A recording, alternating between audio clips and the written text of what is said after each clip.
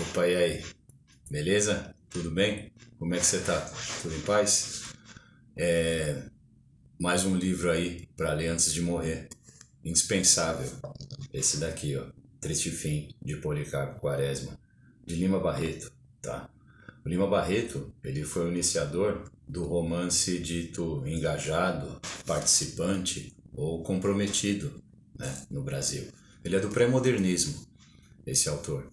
Então, assim, você tem o pré-modernismo ali no final do século XIX, quer ver quem é contemporâneo dele? Euclides da Cunha, com a obra Os Sertões, né, que retrata o sertanejo, o homem do sertão, retrata a Guerra de Canudos. Né? Graça Aranha, com o livro Canaã, também é do mesmo período. Né? O pré-modernismo antecede, evidentemente, aquela Semana de Arte Moderna de 1922, no qual o maior expoente da literatura daquele período é Mário de Andrade, com o livro Macunaíma, O Herói Sem Nenhum Caráter. Né? E depois, na segunda geração do modernismo, você tem os romances regionalistas, né? Que você também deve conhecer, que são também maravilhosos. O Graciliano Ramos, com Vidas Secas, Olhai os Lírios do Campo, de Érico Veríssimo. Lindo, lindo, muito triste, mas lindo, maravilhoso. E Capitães da Areia, de Jorge Amado. Né? O Amado devia ser adjetivo e não sobrenome, né? Porque é incrível também. Mas esse livro aqui, ó, que a gente vai falar hoje, tá? O Triste Fim, de Policarpo Quaresma. É assim, ó. É a história de um sujeito muito idealista, muito romântico, muito sonhador, sabe? O Policarpo. E o Policarpo, ele era um funcionário público, né? Trabalhava numa repartição. E ele era muito sonhador, muito idealista. Ele é tipo um Dom Quixote, assim, ó. Assim como o Dom Quixote é um Policarpo, né? Quaresma, sabe?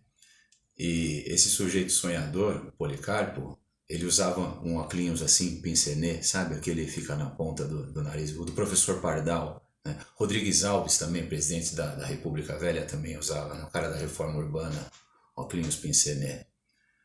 E ele era tão idealista que ele dizia o seguinte, ele queria substituir o idioma português pelo tupi-guarani, né? Porque para ele, o tupi-guarani, por ser uma língua nossa, nativa, daqui, né, da nossa terra, conseguia expressar de forma muito mais bela, muito mais intensa, né, muito mais romântica, vamos pensar assim, as ideias, né? E, inclusive, ele escreve, olha só, ele chega ao ponto de escrever uma carta em Tupi-Guarani e entrega para o seu supervisor, assim, né, um documento todo em Tupi. E ele faz até um projeto, entrega para as autoridades políticas, pedindo para substituir, né, ele escreve sobre a importância de se substituir a língua, o português, pelo Tupi-Guarani. Né?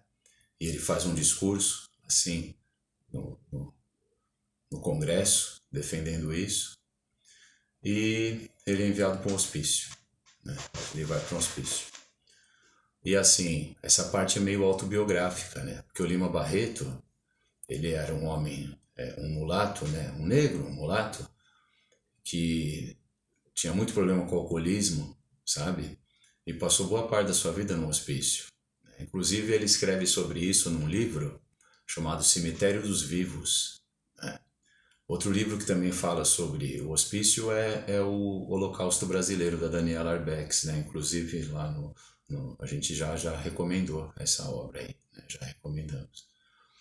E assim, o Triste Fim de Policarpo Quaresma, o Policarpo, depois que ele sai do hospício, ele continua com seu idealismo.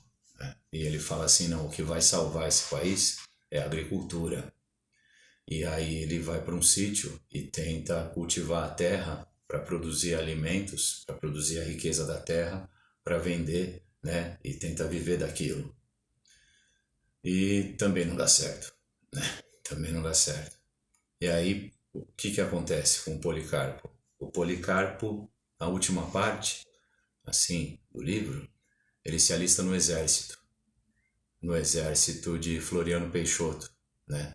O segundo presidente após a proclamação da República, porque a proclamação da República em 1889 foi uma quartelada, né, o 15 de novembro, foi um golpe militar, né, no qual o imperador é deposto, sem a participação popular, né, o povo assiste a tudo bestializado, né, inclusive o Lima Barreto, o autor do livro, ele fala: o Brasil não tem povo, o Brasil tem público, né, se referindo justamente a essa ideia do povo não participar da proclamação da República, né, ser um arranjo das classes dominantes, um arranjo entre cafeicultores e o exército, cafeicultores com poder econômico, o exército com poder político, né? E o Lima Barreto ele fala isso: o Brasil não tem povo, o Brasil tem público. E nessa parte do livro, o Policarpo Quaresma se alista no exército de Floriano Peixoto, que é o segundo presidente militar, né, depois de Marechal Deodoro. Marechal Deodoro fica de 1889 a 1891, né? Marechal Deodoro, autoritário pra cacete, fecha o Congresso, né? E vai ser ameaçado pela Marinha, chamada Primeira Revolta da Armada. A Marinha aponta os canhões para o palácio e o obriga a renunciar, né? Porque ele fechou o Congresso e tal. E aí depois vem o Marechal Floriano Peixoto, é a chamada República da Espada, né? Depois que o Deodoro renuncia, devido a essa pressão institucional, vem o Floriano Peixoto. E o Floriano Peixoto, ele é o consolidador da República, ele é o Marechal de Ferro, né? Ele é o cara que vai conter uma guerra civil no Rio Grande do Sul, a Revolução Federalista, e vai conter na mão de ferro uma segunda revolta da Marinha, a segunda revolta da Armada, justamente contra o autoritarismo de Floriano Peixoto. Floriano Peixoto vai invadir uma cidade chamada Desterro e vai matar muita gente, vai derramar muito sangue em Desterro. E aí Desterro muda de nome em homenagem a Floriano. E hoje a gente chama Desterro de Florianópolis, né, em Santa Catarina, onde derramou muito sangue para conter, né, aí a Revolução Federalista e a Revolta da Armada. E o Policarpo se alista no exército de Floriano, porque antes era o Tupi-Guarani, depois a terra, e agora todas as fichas são depositadas em Floriano. Esse personagem romântico, idealista, que é o Policarpo, vai depositar agora suas fichas em Floriano Peixoto, né? E o triste fim dele, né? Eu não quero estragar sua leitura, mas eu vou falar do triste fim de Policarpo Quaresma. Ele é fuzilado, acusado de traição, tá? Pelo exército, que ele acreditou que seria a saída para a moralização dessa república recém-nascida nas mãos de Floriano Peixoto. É um livro muito bom, tá? Tem que ler.